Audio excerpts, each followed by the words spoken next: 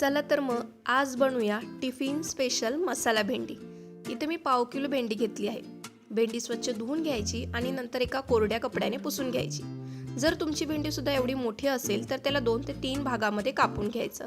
छोटीशी भेंडी असेल तर त्याला कापायची गरज नाही। भेंडीचे असे तुकडे केले की वरतून एक चीर मारायची।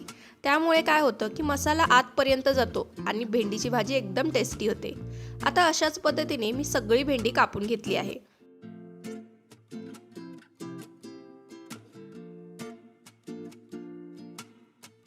आता आपण भेंडी फ्राय करून घेणार आहोत। त्यासाठी एका पॅन मध्ये मी इथे तेल घेतलं आहे आणि तेल चांगलं गरम झालं कीच आपण यात भेंडी टाकणार आहोत। भेंडी 2 मिनिटांसाठी फ्राय करून घ्यायची आणि मऊ पडली की ती एका प्लेट मध्ये काढून घ्यायची।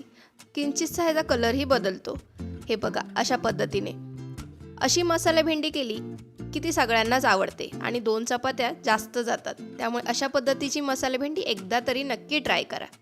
हे बघा, जराशी मऊ पडायला लागली आहे। आता आपण ह्याला एका प्लेटमध्ये काढून घेणार आहोत आणि त्यानंतर कढईतलं तेल सुद्धा आपण कमी करणार आहोत। जेवढं तेलाची गरज आहे तेवढंच कढईत तेल ठेवायचं। तेल आपलं आधीच गरम आहे त्यामुळे मोहरी सुद्धा पटकन तडतडली। आता यात आपण जिरं आणि कढीपत्त्याची फोडणी घालूया। त्यानंतर लसूण आणि आल्याची पेस्ट 1 मिनिटभरासाठी ह्याला चांगलं परतून घ्यायचं। मसाले छानपैकी भाजले का यात घालणार आहोत आपण एक मोठा बारीक चिरलेला कांदा।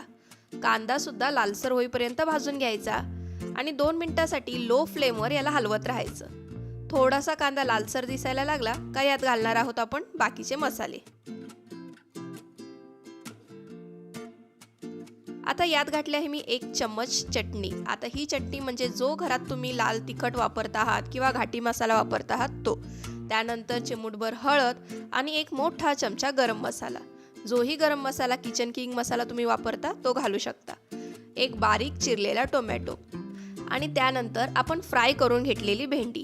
भेंडी थोडीशी हलवून झाली का त्यात घालायचं चिमूटभर मीठ आणि नंतर 1 मोठा चम्मच शेंगदाण्याचं कूट। आता ह्याला 2-3 मिनिटांसाठी असंच झाकून ठेवायचं, म्हणजे वाफेवर ही भाजी खूप छान होते। यात कोणत्याही पद्धतीचं पाणी घालायची गरज नाही। तयार आहे आपली मसाला भेंडी। अशी भेंडी एकदा तरी नक्की ट्राय करा।